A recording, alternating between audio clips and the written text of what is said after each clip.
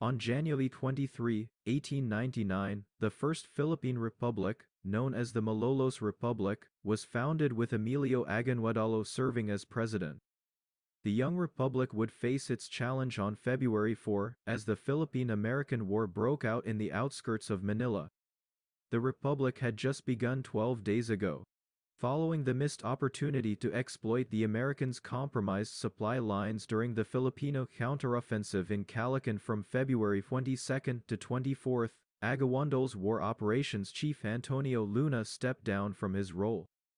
This compelled Aguinaldo to take direct control of the forces of the Philippine Republic.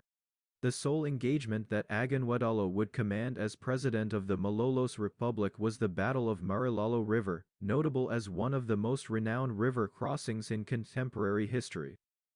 The Americans, seeking to seize the Filipino capital Malolos swiftly to undermine Filipino morale, advanced northward.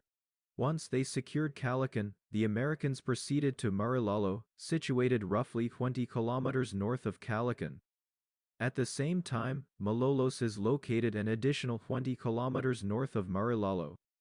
Following Antonio Luna's exit from the military, Aguinaldo would confront the Americans at Marilalo on March 27, 1899. The American contingent consisted of the 1st South Dakota Infantry and the 3rd U.S. Artillery, totaling approximately 1,000 troops. The Filipino troop count was approximately 5,000. The conflict was fairly brief, with the Americans achieving an advantage only after bombarding the Filipinos with their gunboats threatening the river.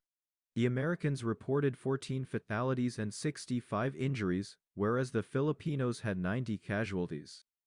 At the same time, Filipino historian Teodoro Agolseno asserts that the Americans suffered 15 fatalities and 70 injuries.